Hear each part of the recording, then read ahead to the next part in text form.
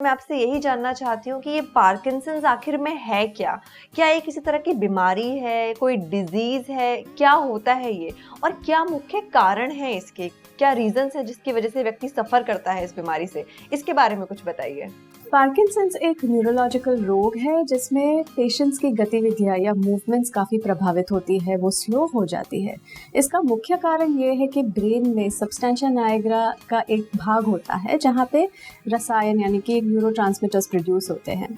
इस रोग के लिए जो मुख्य कारण होता है कि डोपामिन नाम का न्यूरोट्रांसमीटर कम होने लगता है। तो जैसे हम यहाँ पे देखें तो ये एक नॉर्मल व्यक्ति में नॉर्मल न्यूरॉन है, तो आप देख सकते हैं कि डोपामिन कितने हद तक है और उसके वजह से नॉर्मल मूवमेंट हो।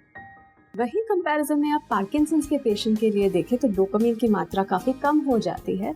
उसकी वजह से उनकी गतिविधियों और मूवमेंट में काफ़ी प्रभावित होती है और स्लो हो जाती है।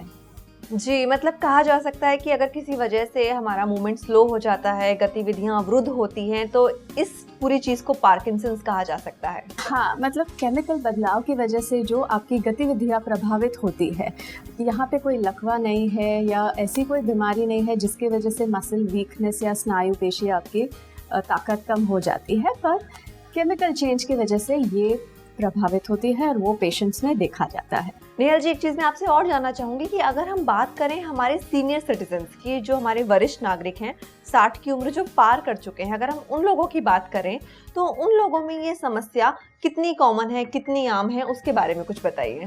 ये डेफिनेटली काफ़ी कॉमन है और ये समस्या चालू भी 60 साल के बाद ही होती है, पर अभी अभी हाल ही में वो भी देखा गया है कि स्ट्रेस की वजह से 50 साल के बाद के पेशेंट्स में भी ये बीमारी देखी गई है।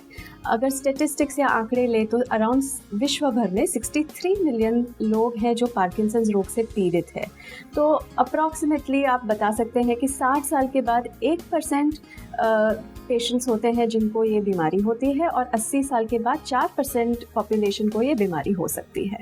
जी, मतलब कह सकते हैं कि उम्र बढ़ने के साथ-साथ ये बीमारी भी उतनी ही कॉमन, उतनी ही सामान्य होती कॉमन जाती है। और शुरुआत भी उसकी 60 साल के बाद ही होती है। सिर्फ हाल ही में हमने देखा गया है कि 50 साल के पेशेंट्स भी हमारे पास आते हैं, जो हम अपनी लाइफ़स्टाइल या आज की दुनिया में जो स्ट्रेस का प्रमाण बढ़ गया है, उसको हम बता सकते हैं कि वो एक वजह है, ये चीज़ जल्दी आने के लिए। जी। तो जैसे मैंने आपको बताया कि देखा गया है कि ये मेल पेशेंट्स में ज़्यादा ये बीमारी देखी गई है in comparison to female patients.